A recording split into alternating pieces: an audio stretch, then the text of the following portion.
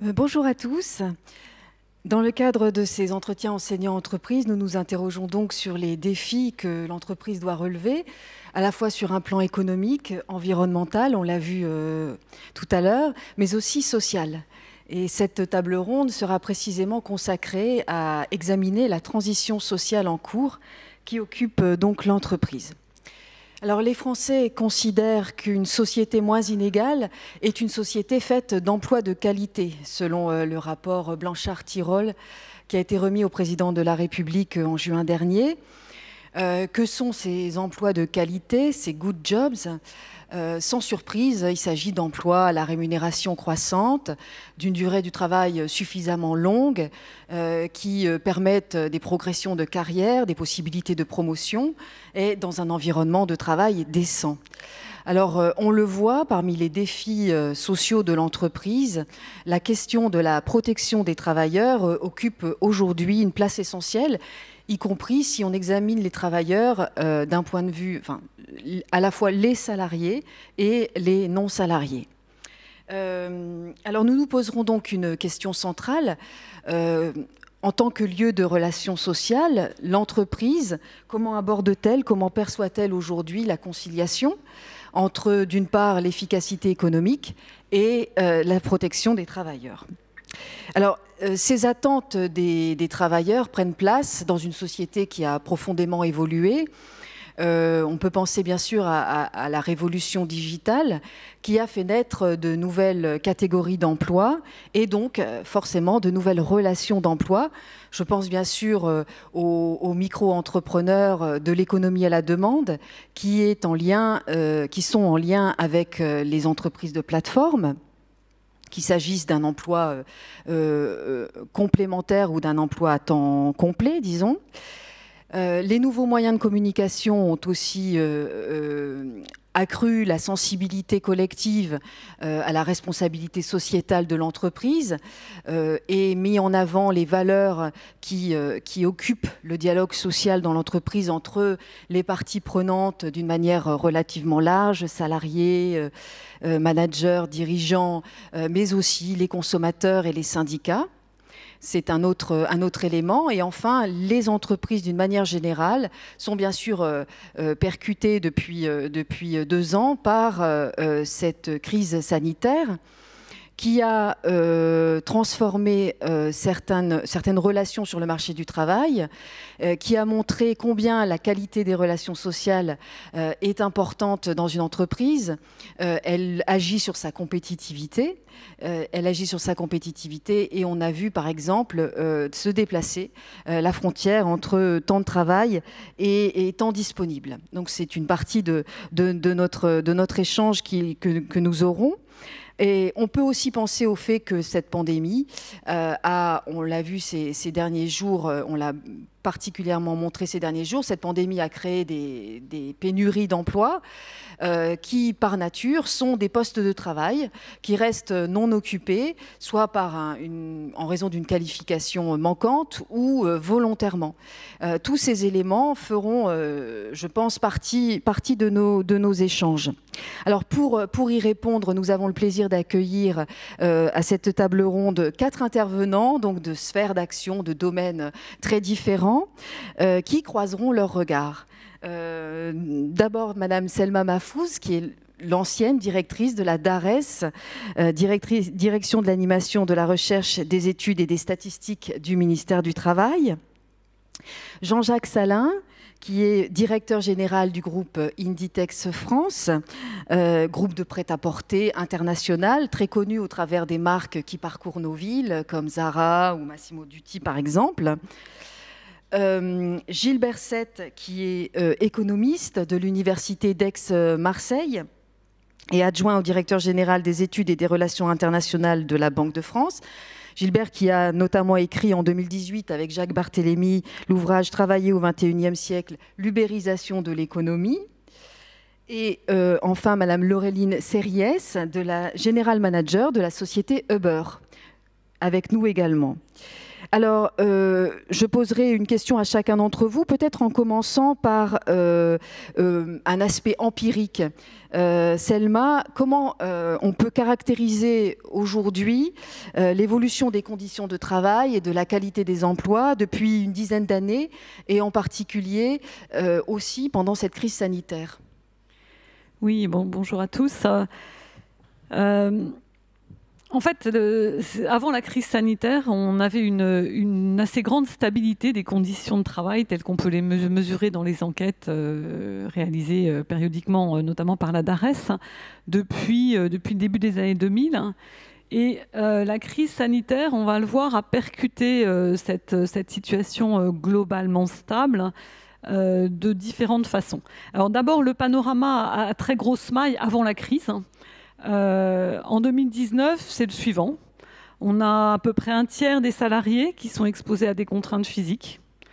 Contraintes physiques, c'est rester longtemps debout, dans une posture pénible, porter des charges lourdes, etc. Un tiers des salariés qui sont soumis à des contraintes de rythme ou à une pression temporelle, comme le fait de devoir suivre la cadence ou le déplacement d'un objet, etc. Un salarié sur deux qui est soumis à un contrôle de ses horaires. À peu près 13% des salariés qui travaillent de nuit, donc des horaires atypiques. Une autonomie et des marges de manœuvre qui étaient aussi relativement stabilisées juste avant la crise, après avoir décru dans la période précédente. Et puis des risques psychosociaux qui, après avoir augmenté puis rebaissé, étaient à nouveau à peu près stabilisés en 2019.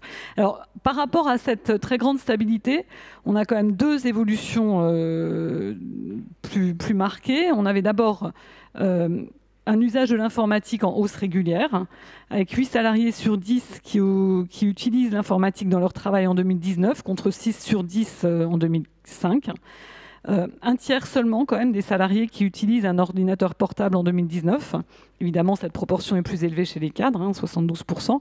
Et puis un télétravail, il faut le rappeler, qui était encore très peu répandu avant la crise, puisque seulement 4% des salariés le pratiquaient régulièrement, c'est-à-dire au moins une fois par semaine. 14% chez les cadres, évidemment, et au total 9% si on ajoute les pratiques occasionnelles, c'est-à-dire au moins une fois par mois. Donc une minorité de salariés en télétravail. Par rapport à cette situation d'avant-crise, la crise, elle a eu deux effets de nature différente. Le premier effet, en fait, a été un effet de révélateur de l'hétérogénéité des conditions de travail et des conditions de travail très dégradées de salariés qu'on a appelés les travailleurs essentiels ou salariés de la deuxième ligne, qui sont ces 4,5 millions de salariés hors profession médicale qui ont continué à travailler sur site pendant le premier confinement, donc au plus fort de la crise sanitaire, alors même qu'ils étaient exposés à un fort risque de contamination du fait justement de leurs conditions de travail, parce qu'ils étaient en contact avec du public ou en contact rapproché avec des collègues. Donc on a estimé qu'environ à peu près 4,5 millions de salariés, ce qui n'est pas négligeable, c'est ce qu'on appelle ces travailleurs de la deuxième ligne, parce qu'on a appelé ces travailleurs de la deuxième ligne, donc qui n'étaient ni en chômage technique, ni en télétravail, parce qu'ils ne pouvaient pas télétravailler et qu'on avait besoin d'eux. Donc ils ne pouvaient pas être placés non plus en activité partielle. Et ces 4,5 millions de salariés, qui sont-ils ? Ils sont des conducteurs, des agents d'entretien, des caissiers, des aides à domicile, un peu de salariés du bâtiment notamment. Et ce qu'on a redécouvert, parce qu'on le savait, mais ça a été mis fortement en évidence, c'est qu'ils avaient des conditions d'emploi précaires. Ils sont plus souvent en CDD. Ils ont des salaires inférieurs à la moyenne, de 30% quand même environ. Ils sont exposés à des contraintes physiques plus lourdes, 60% contre 30% en moyenne parmi l'ensemble des salariés. Ils ont 2 fois plus d'accidents du travail. Et alors, du côté plus positif, un niveau de satisfaction dans leur travail relativement proche de la moyenne, notamment en lien avec un sentiment d'utilité assez important. Alors donc ça, c'est un peu l'effet révélateur, je dirais, de la crise sanitaire par rapport à la question des conditions de travail. Puis évidemment, la crise a eu aussi un effet absolument direct sur les conditions de travail.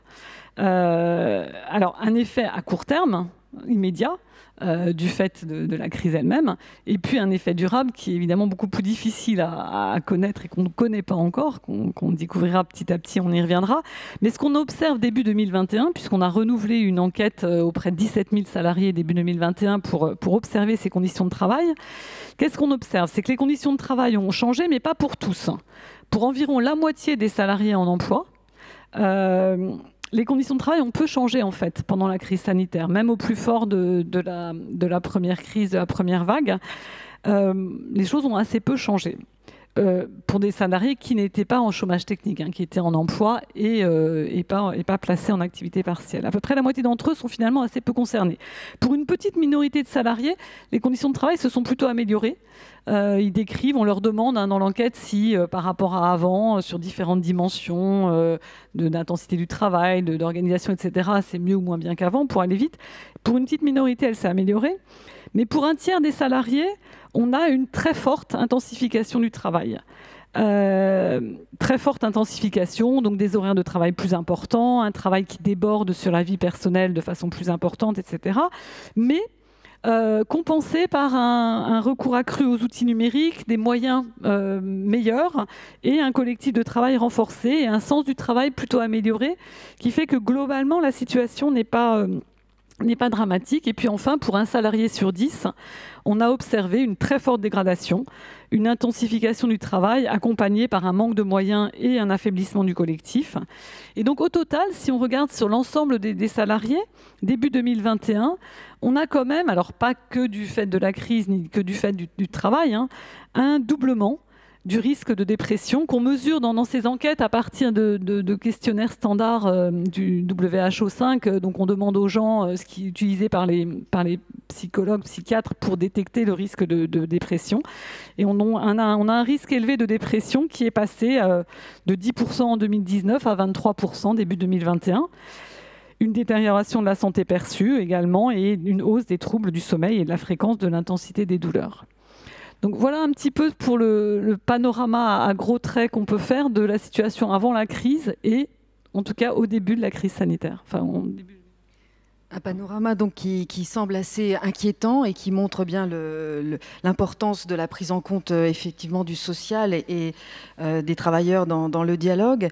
Et vous parliez tout à l'heure d'hétérogénéité. Si on examine le marché du travail dans son ensemble, Gilbert, si je me tourne vers vous, que peut-on dire des relations d'emploi qui caractérisent les travailleurs des plateformes? Et que peut-on dire aussi du modèle de régulation qui a été maintenant choisi par la France depuis avril? Merci, bonjour à tous. Alors quand on parle des conditions d'emploi qui caractérisent les travailleurs des plateformes, on a en tête essentiellement les travailleurs de plateformes fortement subordonnés, qui sont surtout dans des activités particulières comme les VTC ou la livraison. Alors il faut voir qu'en termes numériques, on parle quand même d'un nombre de personnes assez réduit au regard de l'ensemble du marché du travail en France.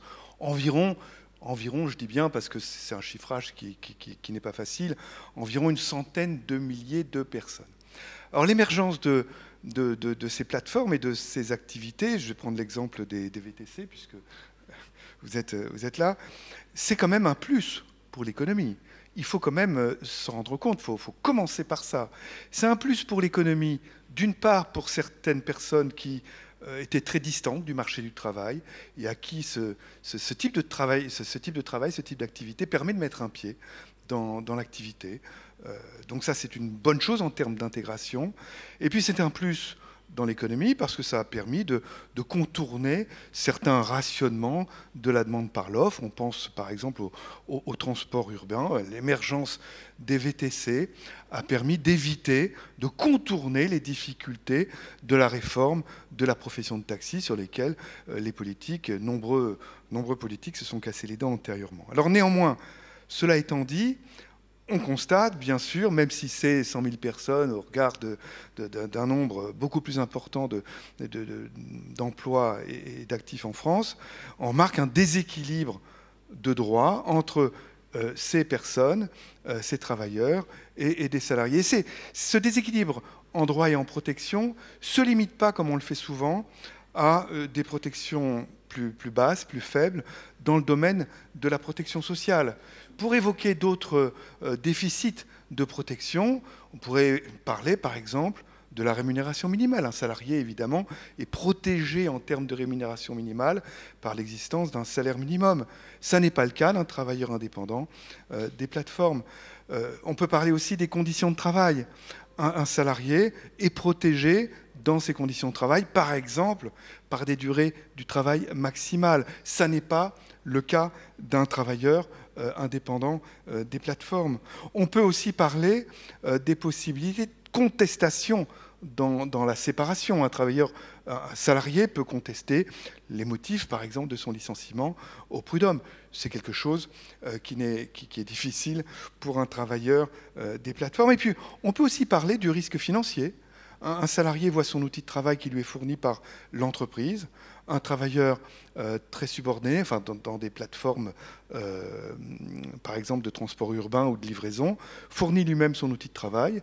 Et c'est un risque financier qui est très important pour, par exemple, un conducteur de VTC. Donc, vous voyez, un déséquilibre de droits et de protection qui est évidemment choquant. Et même si ça ne représente que 100 000 personnes, il faut bien sûr s'y attaquer. Alors, quelle a été, ça sera mon dernier volet, quelle a été la réponse des différents pays à ce déséquilibre?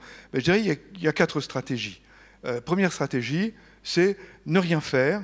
Et ça aboutit à un climat d'incertitude énorme parce que les juges sont amenés, selon les éléments de fait sur les conditions, l'ampleur de la subordination de ces travailleurs, à qualifier au cas par cas ces travailleurs en salariés, à qualifier leur mode de travail. C'est quelque chose qui a introduit un climat d'incertitude et donc qui n'est pas propice, je dirais, au bon développement de ce type d'activité. Deuxième stratégie qui a été retenue par exemple par l'Espagne, c'est la requalification généralisée en salariés. Et ça, c'est une stratégie qui est perdant-perdant, puisque ça fait retomber dans l'ornière précédente. Si vous voulez, ça revient à faire rentrer à toute force dans une catégorie, le salariat, qui a été conçu dans la civilisation, qui est né dans la civilisation de l'usine, des formes de travail, des formes d'activité qui peuvent appeler, nécessiter davantage de souplesse. Donc c'est une réponse à un déséquilibre de droits, certes qui équilibre les droits et les protections, mais qui peut brider le développement de certaines activités. Troisième type de réponse, c'est ce qui a été retenu au Royaume-Uni avec la catégorie des workers ou en Italie avec les cococos, c'est la création d'une catégorie intermédiaire entre les indépendants et les salariés. Catégorie intermédiaire, ça maintient une inégalité de droits et de protection. Et puis ça introduit une autre difficulté. Vous voyez, la frontière est parfois floue entre le salariat et certaines formes de subordination indépendante. Et là, à une catégorie floue, on substitue, à une frontière floue, on substitue 2 frontières floues entre le salariat et cette nouvelle catégorie de parasubordonnés, et puis entre cette nouvelle catégorie de parasubordonnés avec l'indépendance. Et je dirais qu'on peut se féliciter qu'en France, on ait choisi pour l'instant, on entre dans une 4e stratégie qui est de responsabiliser les acteurs en leur disant on vous donne un certain temps, un certain délai pour construire, pour élaborer vous-même les normes protectrices adaptées à votre activité et à votre mode de travail. Et là, c'est vraiment un pari. Les acteurs ont un certain temps pour s'en saisir, et s'ils ne s'en saisissent pas, bien sûr, les pouvoirs publics seront amenés à faire d'autres choix. En tout cas, c'est une stratégie qui a été retenue, c'est celle qu'ont préconisé Jacques Barthélémy et moi dans l'ouvrage que vous avez cité. Ça a été préconisé dans le rapport Mettling récent, et c'est quelque chose de tout à fait récent. Donc on entre dans cette 4e stratégie, et on est, à ma connaissance, le seul pays avancé à avoir choisi cette voie. Laureline, vous êtes au plus près de cette catégorie de travailleurs. Que pouvez-vous nous dire sur les profils des travailleurs qui choisissent d'avoir recours à votre plateforme, et comment votre entreprise cherche à prendre en compte leurs attentes? Alors effectivement, je suis donc la General Manager de Uber. Merci et bonjour à tous. Alors effectivement, la première chose à mentionner, c'est qu'en fait, Uber est une entreprise encore relativement récente en France. On va fêter cette année les 10 ans de l'activité en France. Et en fait, ces 10 ans d'évolution qui ont été très fortes, à commencer par le modèle d'Uber lui-même qui a évolué, qui était encore il y a quelques années une plateforme de mise en relation entre des chauffeurs et des passagers, et qui est aujourd'hui, en plus de cela, beaucoup de choses, mais notamment une plateforme de mise en relation entre des livreurs, des restaurants et des consommateurs. Et donc, au travers de ces 10 années, on a aussi observé une évolution importante des indépendants qui utilisent la plateforme Uber. Et si je commence par les chauffeurs, par exemple, ce qu'on observe, c'est qu'est intervenue il y a quelques années la professionnalisation du métier de VTC, qui a introduit du coup la nécessité pour les chauffeurs d'obtenir une licence et qui a profondément changé du coup le paysage des indépendants qui ont souhaité poursuivre dans cette voie-là. Et donc, du coup, ce qu'on observe aujourd'hui, c'est que la moyenne d'âge des chauffeurs a augmenté sur la plateforme. Elle est aujourd'hui de 39 ans. Le niveau de qualification également, en moyenne Bac+2 sur la plateforme pour les chauffeurs, et qu'on est majoritairement maintenant sur une activité de temps plein parce que justement cette licence est longue et difficile à obtenir, et vous l'avez mentionné, parce qu'il s'agit aussi pour les travailleurs indépendants d'investir dans leur outil de travail et donc de l'amortir quelque part au travers de leur activité. Ça, c'est pour les chauffeurs. Et de l'autre côté, on a les livreurs. Alors, pour les livreurs, le panorama est différent. Il s'agit d'une activité d'appoint, d'une activité complémentaire, d'une activité qui est souvent saisonnière et pendulaire d'ailleurs, puisqu'on observe que 50% des livreurs utilisent l'application Uber moins de 60 heures par mois et au maximum 10 mois sur l'année. Et on est sur une population aussi en moyenne qui est plus jeune, 25 ans, qui à 22% sont des étudiants et 29% sont des gens qui par ailleurs ont un emploi salarié et qui complètent leurs revenus de cette manière-là. Alors le point commun entre ces deux populations, je dirais, on pourrait élaborer sur d'autres aspects, la création d'emplois notamment, mais c'est effectivement aussi, j'allais dire, la mobilité sociale que ces emplois permettent, parce qu'au-delà du nombre d'emplois que ça a permis de créer, ça a permis aussi d'offrir des alternatives. Si je prends le cas des chauffeurs par exemple, avant de devenir chauffeur, 40% d'entre eux étaient dans une situation précaire, en CDD ou à temps partiel, et si je prends le cas des livreurs, 29% d'entre eux, avant de devenir livreurs, étaient sans emploi. Donc cette notion de mobilité sociale est importante, et quant à l'impact pendant la crise, on est en train de mener une étude en France qui nous permettra d'avoir davantage d'informations. Donc malheureusement, je n'ai pas encore d'informations à vous partager en lien avec la crise pour la France, mais on a mené de premières études aux États-Unis qui démontrent que 85% des chauffeurs et livreurs déclarent que les revenus que leur ont permis de générer l'application Uber pendant la crise ont été déterminants pour eux pour traverser cette période difficile de crise. Donc ça, c'est, je dirais, sur le premier volet de votre question, sur qui sont les chauffeurs et les livreurs. Pour continuer sur le deuxième aspect, comment on prend en compte leurs demandes. En fait, la question de la prise en compte de leurs demandes pose la question des canaux de communication qu'on met en place avec eux. Et effectivement, le dialogue social, qui est j'allais dire la voie à la française à laquelle vous faisiez référence, Gilbert, tout à l'heure, c'est une voie qui s'est construite au travers de décennies, en réalité. Et on construit ça petit à petit. On a mis en place divers canaux de communication depuis un moment maintenant chez Uber, mais je vais en citer un principalement. Ça fait 3 années d'affilée maintenant qu'on met en place une grande consultation annuelle auprès de l'ensemble des chauffeurs et des livreurs. Cette consultation se tient au printemps. Cette année, nous avons obtenu un niveau de participation extrêmement élevé de 33%. Chauffeurs et livreurs confondus. Et quand on regarde un petit peu ce qui se dégage de ça, cette consultation, juste pour situer le contexte, c'est donc une grande enquête en ligne qui est complétée ensuite pendant 1 mois d'une sorte de tour de France de notre part, d'organisation de dizaines d'événements, de tables rondes qui nous permettent ensuite d'aller, j'allais dire, chercher de l'information qualitative supplémentaire sur les thématiques qui ressortent de cette consultation. Et ça nous permet de dégager à la fois les difficultés telles que perçues par les chauffeurs et les livreurs. Ça nous permet de dégager du coup des axes de travail et puis de rendre compte de ce que nous faisons de ces enquêtes, effectivement, parce que si on veut que les chauffeurs et livreurs continuent à être engagés et à nous partager leurs ressentis, il faut évidemment qu'on leur prouve qu'on agit là-dessus. Donc pour vous donner 2 exemples d'actions qu'on a mises en place suite à ces consultations. Un premier exemple, c'est pour les chauffeurs. L'année dernière, ils nous ont, notamment dans les villes de Lyon et de Bordeaux, mis en évidence des problématiques sur la grille tarifaire. Et donc en concertation avec eux, on a révisé la grille tarifaire dans ces 2 villes-là.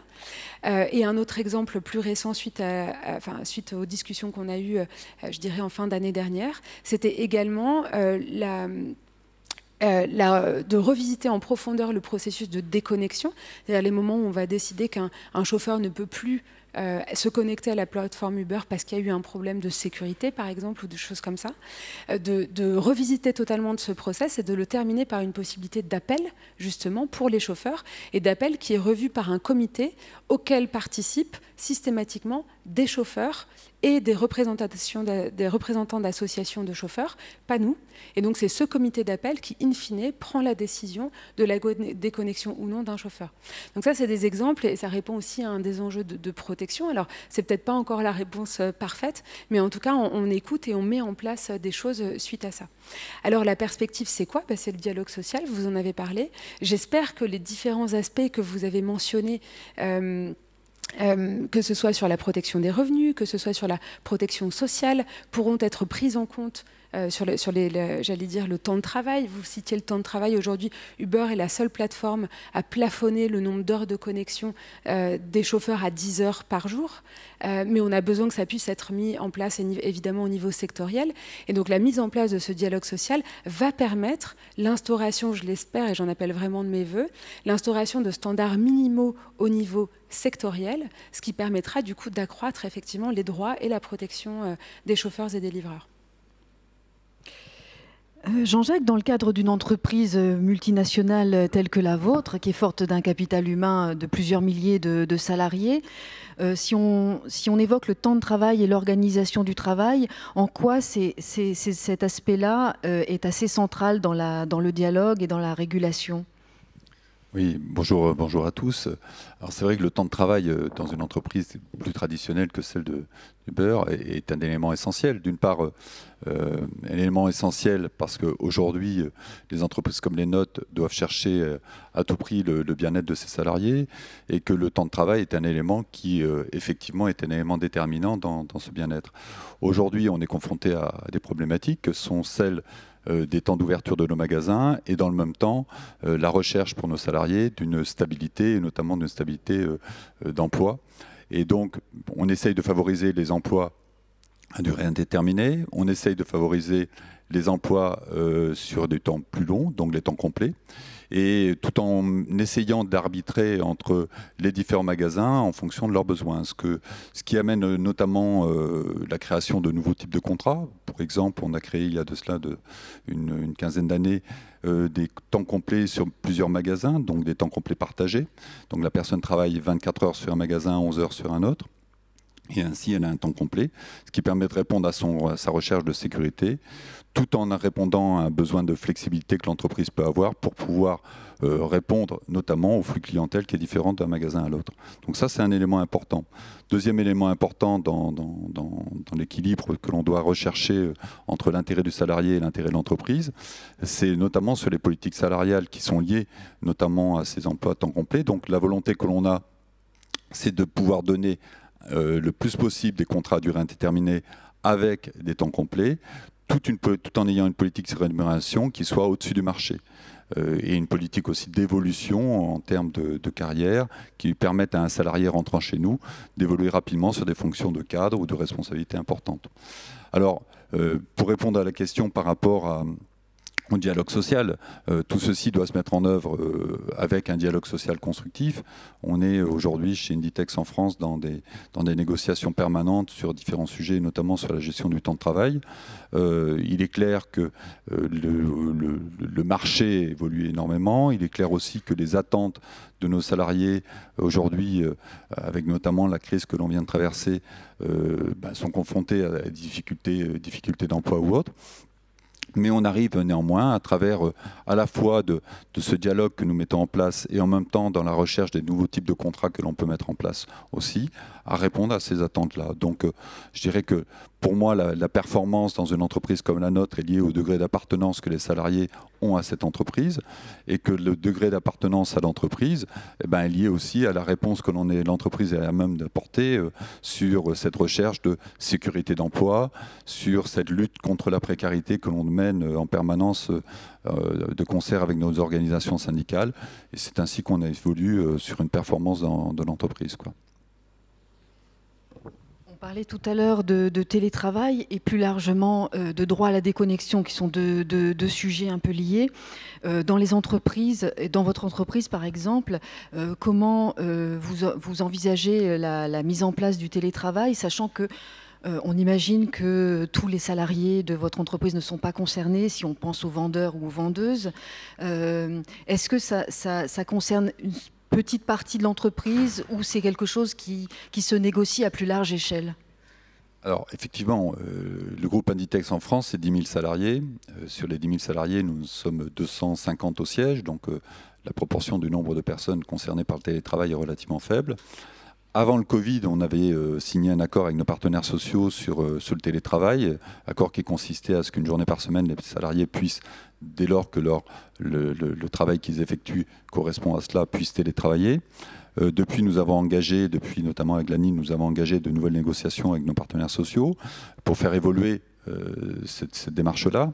Lorsque la crise est arrivée, très rapidement, il a fallu mettre tout le siège en télétravail. Cela s'est fait assez naturellement, puisque derrière, il y a eu une anticipation, et comme on avait cet accord qui était déjà en train d'être mis en place, on a pu répondre favorablement à cela. Ce qui est intéressant de voir, c'est l'évolution des mentalités par rapport au télétravail. Je lisais ce matin justement l'article Challenge, c'est dans la revue Challenge, qui mettait en avant les difficultés que les DRH ont aujourd'hui sur à la fois la volonté de bon nombre de collaborateurs qui souhaitent aller travailler en province, d'autres qui souhaitent se réorienter sur d'autres travails. Je pense qu'effectivement la crise a modifié énormément les comportements et les attentes de nos collaborateurs.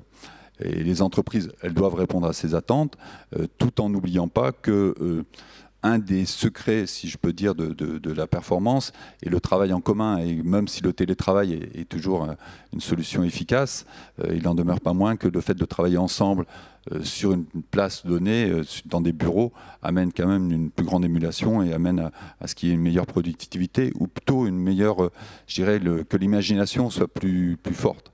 Donc aujourd'hui, on essaye de répondre à la fois à ces attentes de nos collaborateurs, tout en essayant de favoriser, si on peut dire, plutôt d'éviter de perdre en intelligence collective. Donc voilà. Et c'est vrai que durant ces mois où on a eu le télétravail effectif, et aujourd'hui encore au siège, il télétravaille à raison de 2 à 3 jours par semaine. Durant ces mois où on a le télétravail qui a fonctionné, on s'est aperçu que l'entreprise a fonctionné correctement. Et en même temps, on a perdu en efficacité sur certains sujets. On a perdu, comme je le précisais, en intelligence collective.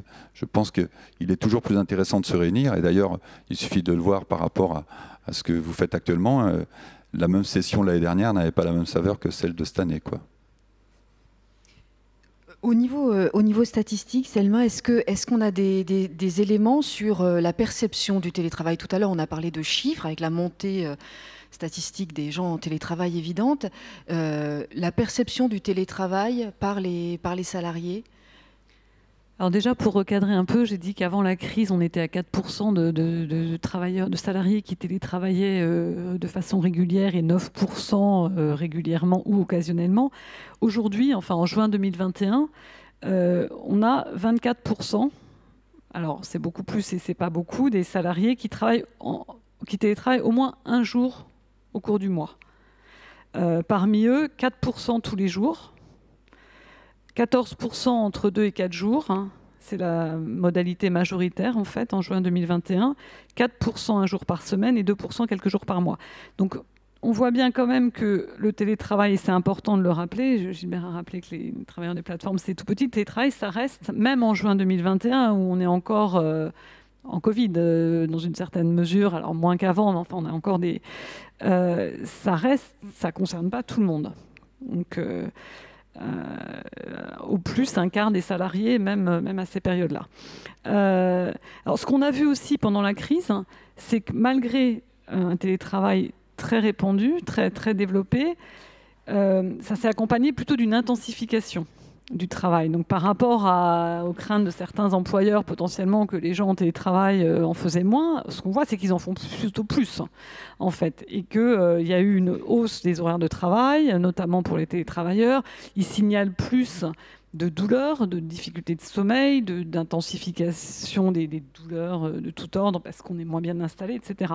Donc, et d'empiètement sur la vie, d'empiètement de la vie professionnelle.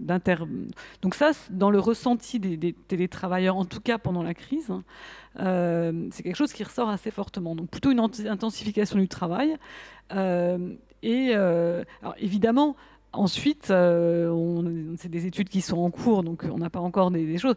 Les conditions dans lesquelles les gens ont télétravaillé, et encore une fois, pendant la crise, il faut bien voir qu'on est dans une situation très particulière de confinement.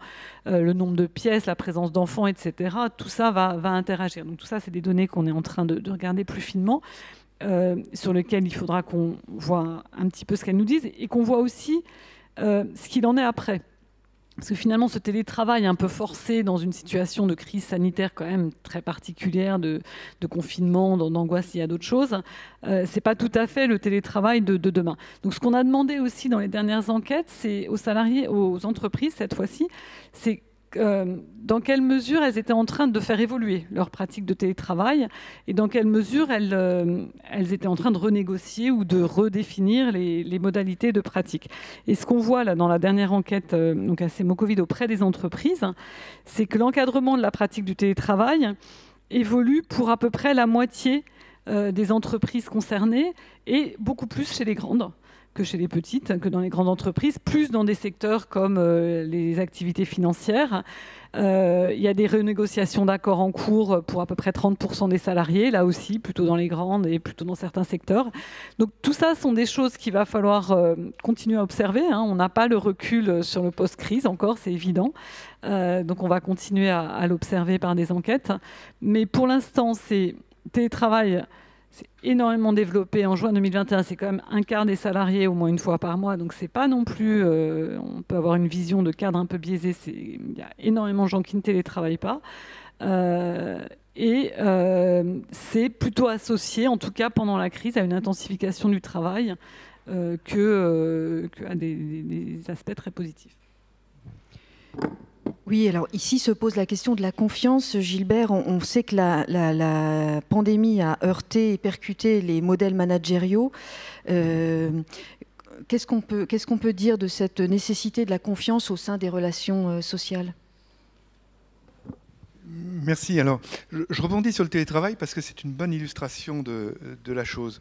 Quand on voit les effets du passage au télétravail sur la productivité des entreprises, on voit une étendue de résultats incroyable. Et comme l'a dit Selma à l'instant, ça dépend évidemment, fondamentalement, des conditions de ce passage au télétravail. Pour vous donner deux extrêmes, dans un laboratoire de recherche au Japon, il y a une étude très, très pointue qui a été faite sur les effets du passage au télétravail soudain au mois d'avril 2020 sur la productivité des chercheurs. Pourtant, on pourrait se dire que le travail de recherche est vraiment particulièrement adapté au télétravail. Eh bien, la productivité a baissé de 40%.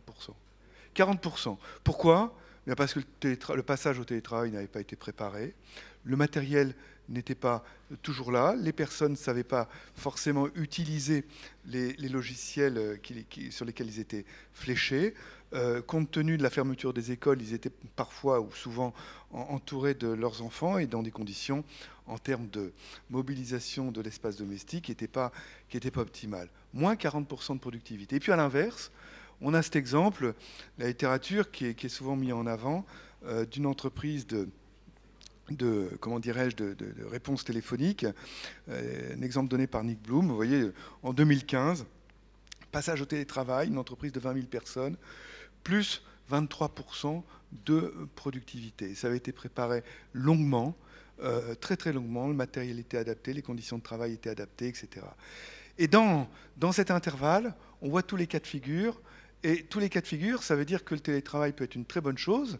Et quand on interroge les chefs d'entreprise, ils nous disent majoritairement, ça peut augmenter la productivité, majoritairement, mais pour augmenter la productivité, il faut beaucoup d'éléments. Et en particulier, évidemment, le changement ou l'adaptation des pratiques managériales qui, en France, si on en croit aussi les études faites par Nick Bloom ou John Van Reenen, nous montrent qu'on est un petit peu en retard. Un petit peu en retard dans les pratiques managériales pour le faire sur la base de missions, de compte rendu sur le comment dirais-je, sur le fait que les missions aient été remplies, etc., plutôt que sur le suivi d'horaires de façon un petit peu plus stricte. Donc c'est quelque chose qui est très variable. Il n'y a pas de loi générale. Et puis du côté des travailleurs, on voit qu'il y a une grande appétence pour le télétravail. Là aussi, quand on interroge les travailleurs sur « voulez-vous majoritairement télétravailler ?», ils nous disent oui. Mais alors pour rebondir aussi sur ce qu'a dit Selma, ce qui est étonnant, et je reviens là aussi à une autre étude de Nick Bloom, c'est quand on cherche un petit peu à caractériser l'origine des gains, par exemple pour l'entreprise, du passage au télétravail, c'est en partie cette intensification. C'est en partie cette intensification qui prend quelle forme ? Eh bien, on se rend compte que spontanément, les travailleurs qui passent au télétravail consacrent un tiers de l'économie de temps de transport à leur activité de travail. Si bien que leur temps de travail effectif augmente, mais l'amplitude de la journée de travail diminue, parce qu'il y a l'économie des temps de transport. Vous voyez, c'est quelque chose d'assez contradictoire, d'assez étonnant. C'est du win-win, en quelque sorte, pour les deux. Ça ne veut pas dire qu'il faut négliger le fait que si les conditions ne sont pas adaptées, etc., il peut y avoir évidemment des éléments de pénibilité très, très forts pour les travailleurs et donc des risques physiques, évidemment, particuliers. Mais en tout cas, c'est du win-win. Un tiers du temps économisé en termes de transport est consacré spontanément en moyenne au travail. Mais ça veut dire aussi que c'est quelque chose qui doit se préparer pour essayer de trouver le bon point d'équilibre. Il n'y a pas de recette miracle. Dans telle entreprise, ça pourrait être un jour de télétravail pour tel type d'équipe. Dans d'autres entreprises, 3 ou 4 jours de télétravail. Ça dépendra non seulement de la nature des tâches, mais ça pourra aussi dépendre de la localisation. Il est clair que l'appétence des travailleurs au télétravail dépendra, par exemple, du prix du logement.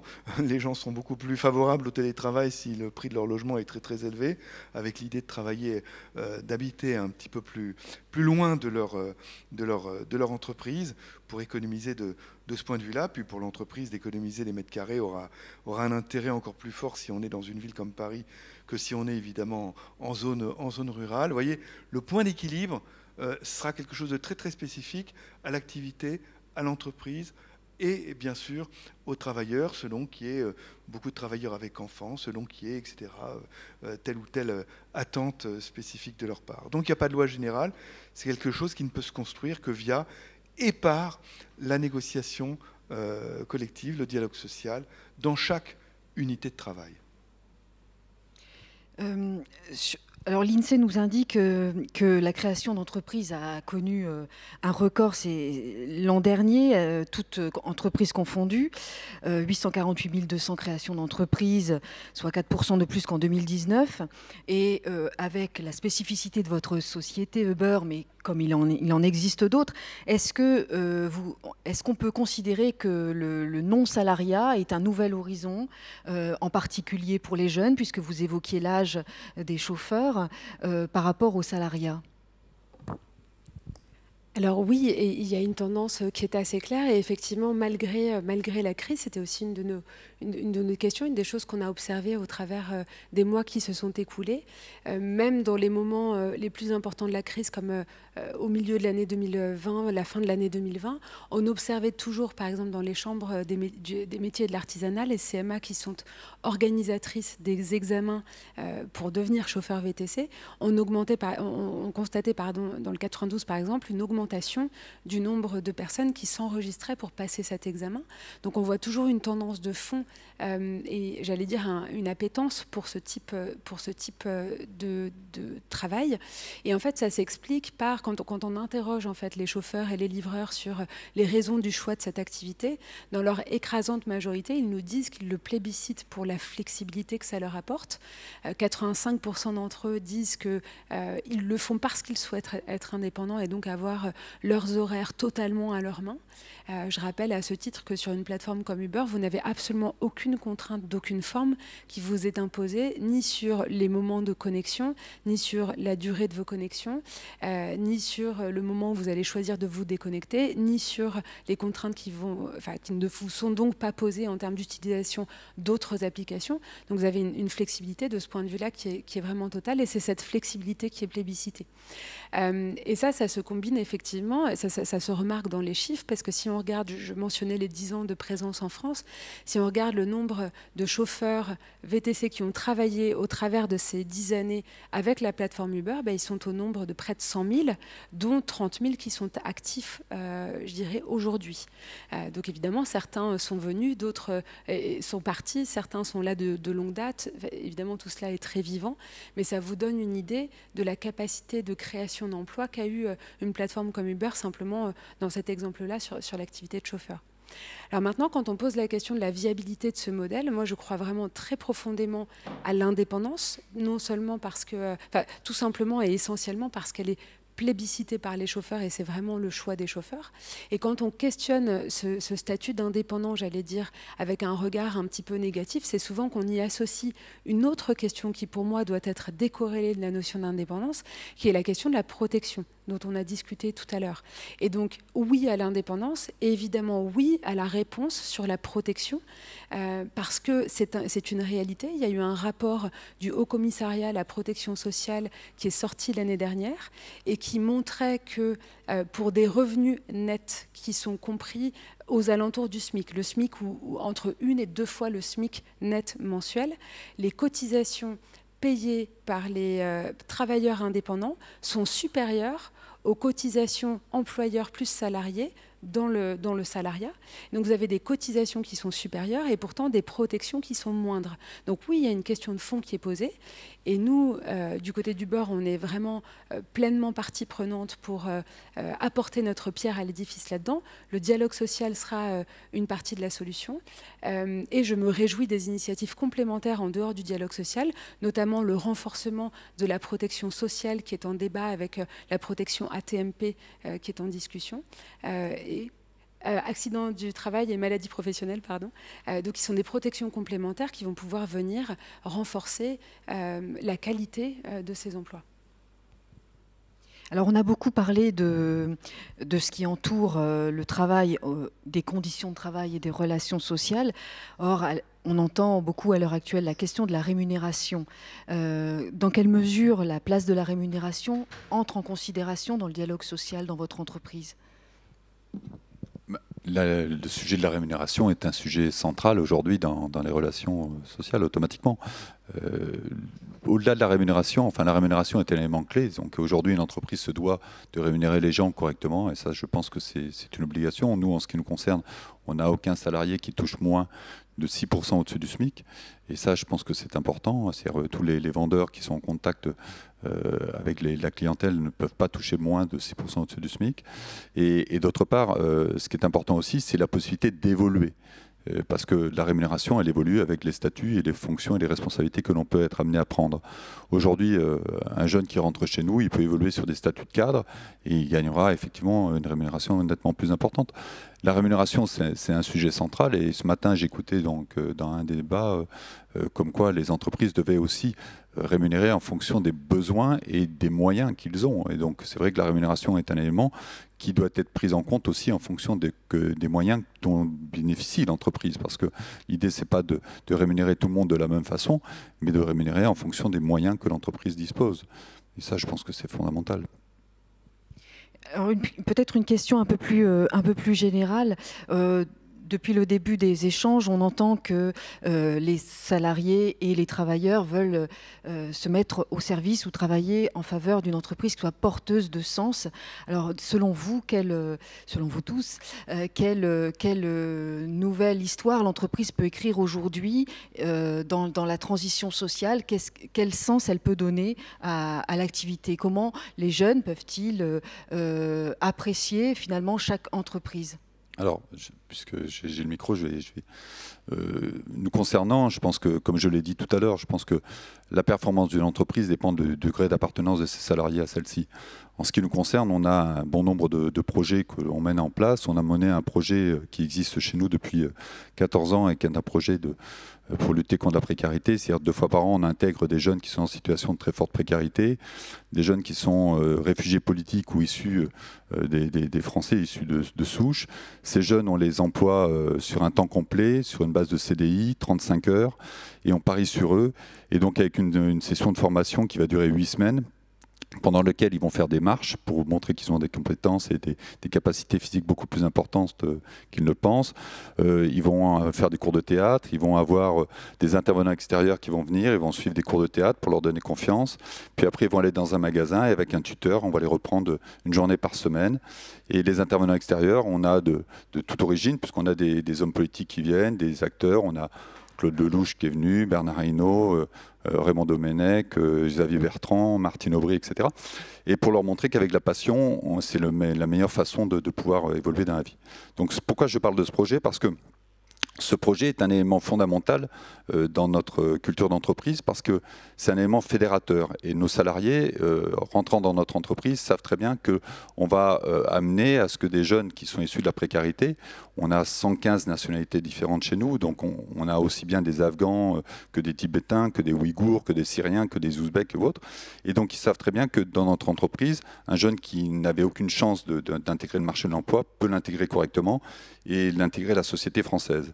Et ça, c'est un élément extrêmement fédérateur et qui amène à ce que bon nombre de jeunes intègrent notre entreprise au travers de nos valeurs et de ce que l'on défend à travers de ce projet notamment. C'est un exemple d'un des projets que nous menons, quoi.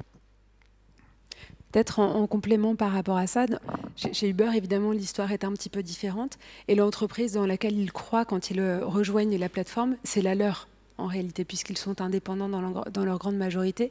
Et à ce titre-là, c'est important de rappeler que si vous souhaitez devenir chauffeur ou livreur sur Uber, vous n'avez aucun entretien à passer, aucun CV à transmettre, il n'y a aucun biais et aucune forme de discrimination.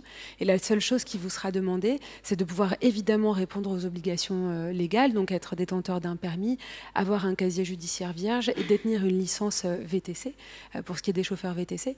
Et donc vous pouvez rejoindre une entreprise, et ce qui est très intéressant, c'est de constater que, quelle que soit la durée avec laquelle ils continuent à travailler avec Uber, la très grande majorité d'entre eux disent que c'est à la fin une expérience qui leur aura donné de nouvelles compétences, qui souvent leur aura mis le pied à l'étrier. Et je ne vais pas rappeler les chiffres que je vous ai donnés tout à l'heure, mais c'est un véhicule, j'allais dire, de mobilité sociale qui est extrêmement important. Donc la promesse, c'est vraiment celle-là. Et c'est pour ça que j'insiste sur cette indépendance qui est porteuse de beaucoup de sens et de valeur pour les utilisateurs de la plateforme. Sur le sens de l'entreprise ? Je vais élargir un petit peu parce que... Mais peut-être 2 choses par rapport à ce qui a été dit. Avant le sens ou au-delà du sens, il y a la question de la qualité de l'emploi. Je crois que c'est quand même... Vous avez mentionné les good jobs au départ. Hein. Dans la qualité de l'emploi, il y a beaucoup de choses. Ce qu'on sait, ce que montre la littérature, c'est que les good jobs, ils sont souvent dans des grandes entreprises très profitables qui offrent une bonne rémunération, des CDI, une bonne protection sociale ou un bon package autour, des conditions de travail favorables, de la formation et puis toutes les choses en plus qui donnent du sens, etc. Bon, ça c'est pour les gens qui ont un emploi dans une de ces grandes entreprises ou des entreprises qui peuvent faire ça. La question, c'est quand même un petit peu... on a encore 8% de chômage, c'est beaucoup, pas beaucoup en France. Ce qui est en train d'émerger, enfin je ne sais pas si c'est durable ou pas, mais enfin, ce qu'on voit aujourd'hui, c'est que malgré ce niveau de chômage, ce qu'on voyait avant la crise sanitaire, on a de plus en plus des difficultés de recrutement. Des entreprises qui ont du mal à recruter, et notamment dans ces métiers de la deuxième ligne dont je parlais, dans l'hôtellerie, café, restaurant, ces métiers dont on a besoin, qui sont essentiels et qui ont des conditions de travail difficiles. Donc la question des good jobs, des conditions de travail, et avant le sens un petit peu de ce qu'il faut pour que les gens aient envie de faire ces métiers. Et probablement avec la crise, un phénomène qu'on est en train de voir, qu'on ne sait pas très bien encore ce qui se passe, mais on voit bien qu'il y a des gens dans certains secteurs qui probablement sont peut-être plus prêts ne sont plus d'accord pour accepter des conditions de travail voilà, c'est une des choses qu'on est en train de regarder. C'est encore, par exemple, dans l'hôtellerie, café, restaurant, on entend beaucoup le fait que la coupure, bon, il y a des conditions de travail ils ont découvert que finalement on pouvait accompagner ses enfants, faire autre chose. Et donc cette question des conditions de travail sur un certain nombre de métiers indispensables, essentiels, mais un peu valorisés, et probablement, et peut-être, on peut espérer un débat qui est en train de prendre. Je pense qu'il arrive avant le sens. Ce que je voulais rappeler aussi, c'est le deuxième point, c'est pour les non-salariés en général, au-delà des travailleurs des plateformes, en termes de conditions de travail. On a beaucoup plus de contraintes physiques. Les non-salariés sont beaucoup plus exposés à des contraintes physiques, mais ils ont beaucoup plus d'autonomie, pas mal de satisfaction au travail, au prix d'une forte emprise du travail et d'une forte difficulté à concilier vie familiale, vie professionnelle. Ça, c'est ce qu'on voit sur l'ensemble des non-salariés. Merci. Pour conclure, Gilbert, sur ce sens social de l'entreprise. Oui, je voulais dire, pour rebondir sur ce que vient de dire Selma, d'une part, qu'il y a quelque chose de particulier en France. Quand on voit les difficultés de recrutement, on a des fortes difficultés de recrutement en France, enfin un fort niveau de difficulté de recrutement, un peu comme l'Allemagne et les Pays-Bas. Mais l'Allemagne et les Pays-Bas ont des taux de chômage très bas. Et nous, on a des taux de chômage à des niveaux élevés, comme l'Espagne et l'Italie, qui, eux, n'ont pas de difficultés de recrutement. Donc il y a un problème, difficulté de recrutement élevée comme des pays à bas taux de chômage, alors que nous, on a un fort taux de chômage, et les pays comparables à fort taux de chômage n'ont pas ces niveaux de difficulté de recrutement. Alors, je suis en train de travailler sur une enquête originale qui a été faite sur les difficultés de recrutement pour essayer de caractériser les causes des difficultés de recrutement. Alors, on fait pas mal d'analyses pour voir quelles sont les entreprises, les motifs d'eux, etc. Et alors, ce qu'on voit, ça rejoint d'ailleurs un peu les résultats d'une analyse qui a été faite par la DARES et Pôle emploi il y a 2 ans. On voit que les difficultés de recrutement ont souvent des causes salariales, c'est-à-dire des boulots trop peu payés, mais ça n'est pas, et c'est loin d'être, la seule cause. Il y a aussi comme facteur essentiel les conditions de travail, et puis de l'aveu même des entreprises. Donc on peut penser qu'il y a plutôt un biais optimiste de ce point de vue-là. De l'aveu même des entreprises, un problème de déficit d'image, et ça rejoint exactement la question posée. Les entreprises sont elles-mêmes très souvent conscientes du déficit d'image, du boulot qu'elles offrent et de l'entreprise elle-même dans lesquelles elles les offrent, et de la faible attractivité du coup des postes de travail qui sont ouverts chez elles. Donc vous voyez, salaire, conditions de travail, déficit d'image, c'est trois des raisons essentielles données par les entreprises elles-mêmes pour expliquer leurs difficultés de recrutement dans l'enquête originale sur laquelle on est en train de travailler avec 2 collègues. Merci à tous. Le temps imparti est terminé. On aurait pu encore avoir d'autres points d'échange. Merci beaucoup pour cette table ronde.